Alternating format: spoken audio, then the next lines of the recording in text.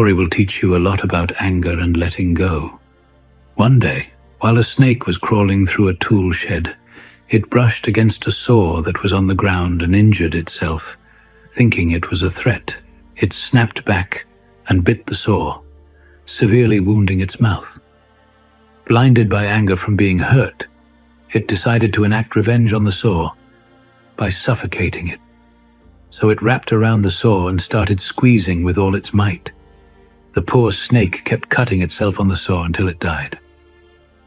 If only it had ignored the cut and moved on, it would have stayed alive.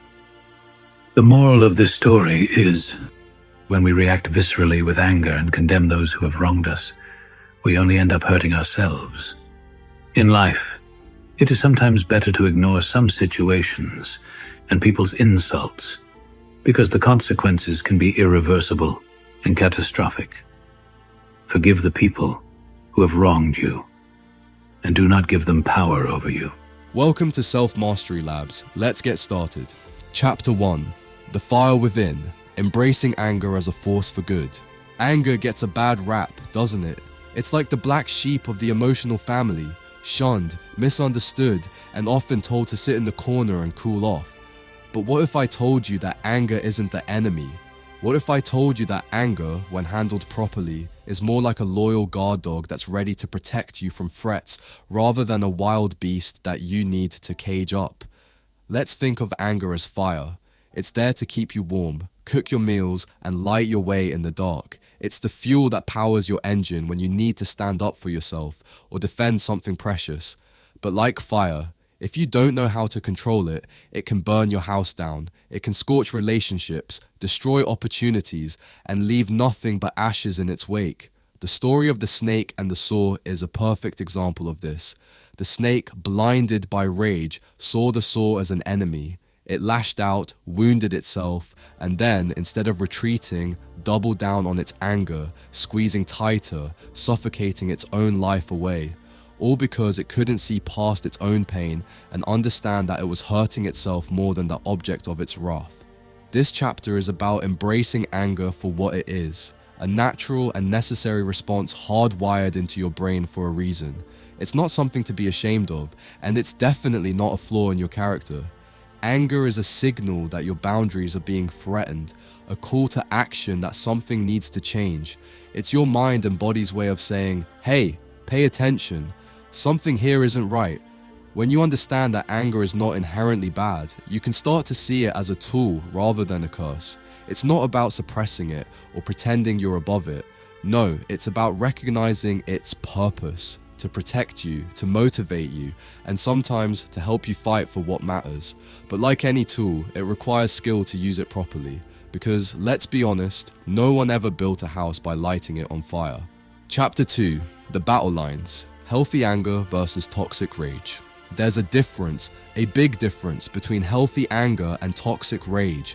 One is like a protective warrior defending your territory. The other is like a snake that bites and squeezes itself to death over a misunderstanding. It's all too easy to let anger slip from a constructive force into a self-destructive frenzy. Healthy anger is your inner bodyguard, standing firm when someone crosses your boundaries. It's that voice that says, hold up, that's not right, when you're disrespected or when injustice rears its ugly head. It's there to make sure you don't let life's saws walk all over you. This kind of anger is a response to a real threat to your sense of self or your values, a necessary shield against the unfairness of the world.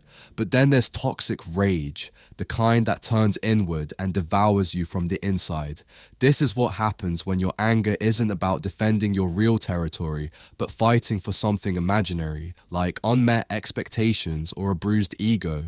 It's when you, like the snake in the story, are so consumed by the desire to retaliate that you end up hurting yourself more than the thing that provoked you.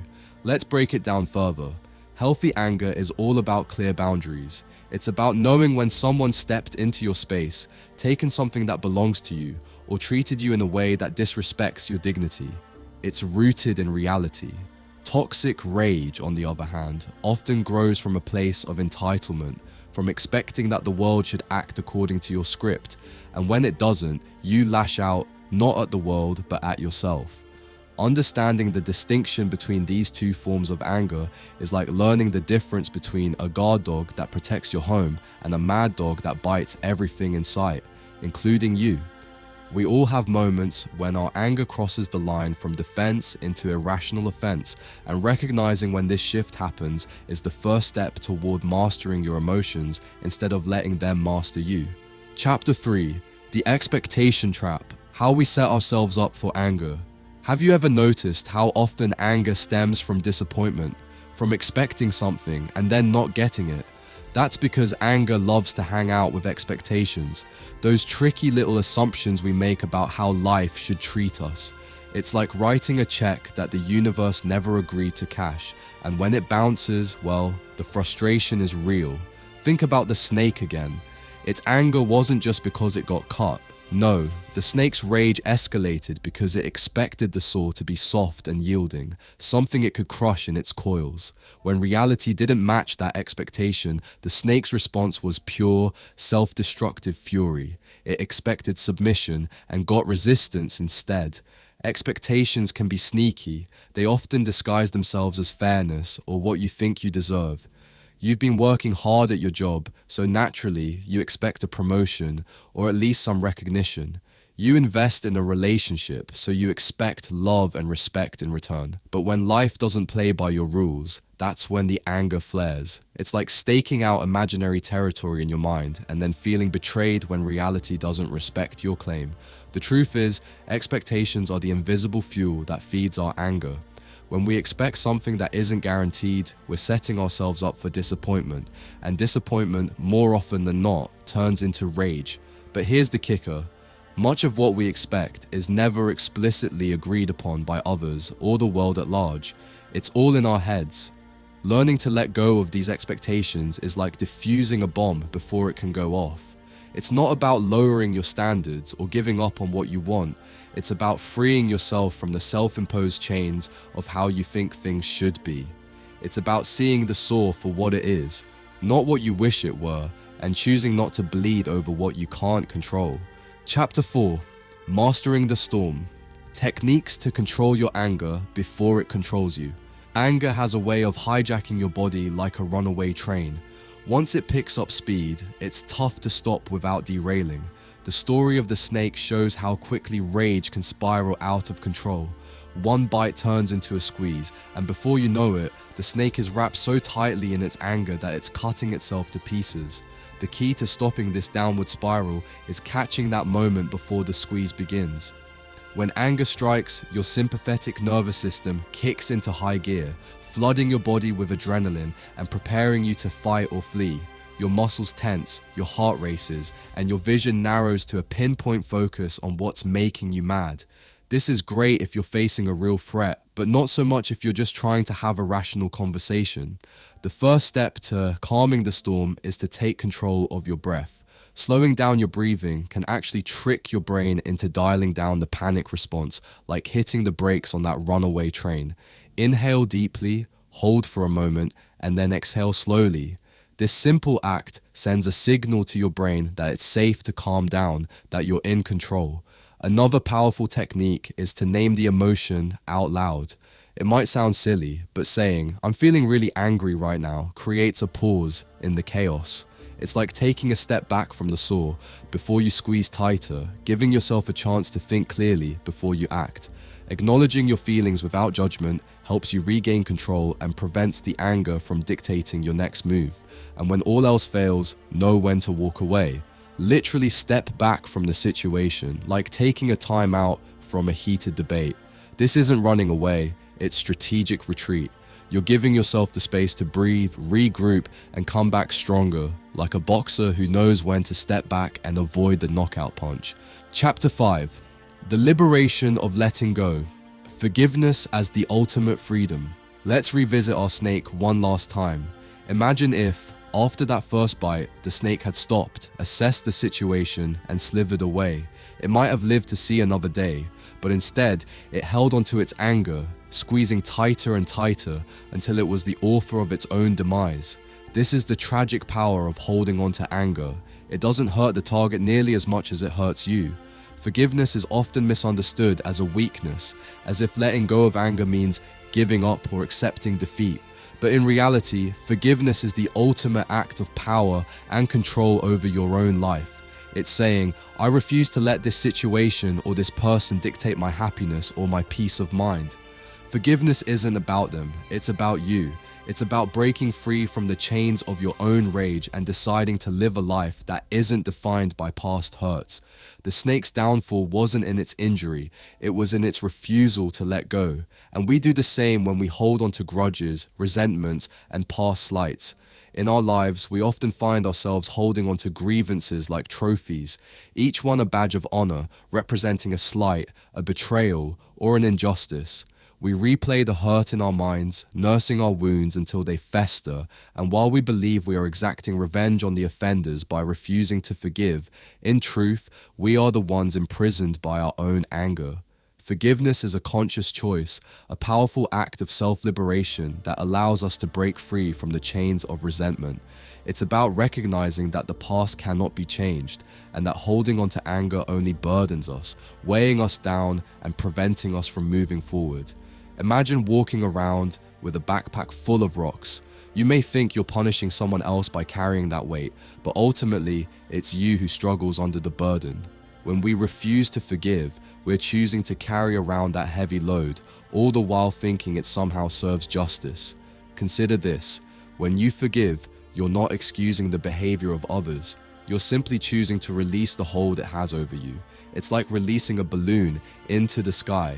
It may not change what happened, but it frees you from the emotional grip that event has on your life. When the snake chose to squeeze tighter instead of letting go, it bound itself in a way that led to its own downfall. Forgiveness does not mean forgetting. It means acknowledging the hurt and deciding not to let it control your future. It's an act of strength that can transform your emotional landscape. Think of forgiveness as the key that unlocks a cage you've built for yourself. By forgiving, you not only give yourself permission to move on, but also reclaim your power and agency. One of the most profound realizations about forgiveness is that it often comes with a release of your expectations. When you forgive someone, you stop holding them to the standard of perfection you expect from them. You recognize that they too are flawed and human, capable of making mistakes. This shift in perspective not only allows you to heal, but also paves the way for more compassionate interactions in the future. Let's dive deeper into how we can cultivate a mindset of forgiveness. First, practice empathy. Try to see the situation from the other person's perspective. This doesn't mean you have to agree with them or condone their actions. It simply allows you to understand their motivations, fears, and limitations. When you realize that everyone is navigating their own struggles, it becomes easier to forgive. Next, practice self-compassion. Remember that you're not perfect either, and just as you deserve forgiveness for your missteps, so do others. Embrace the notion that being human means being imperfect, and extend that grace not only to yourself, but to those who have wronged you. Engaging in mindfulness practices can also help you cultivate a forgiving heart. Mindfulness teaches us to live in the present moment, helping to break the cycle of ruminating on past grievances.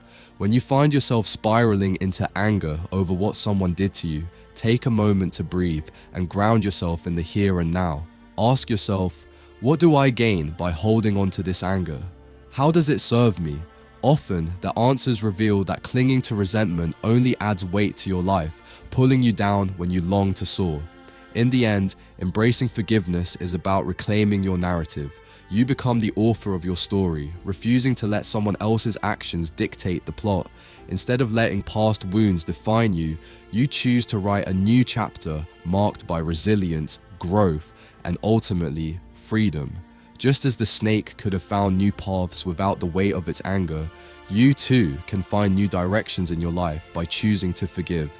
So, let go of that suffocating grip of anger.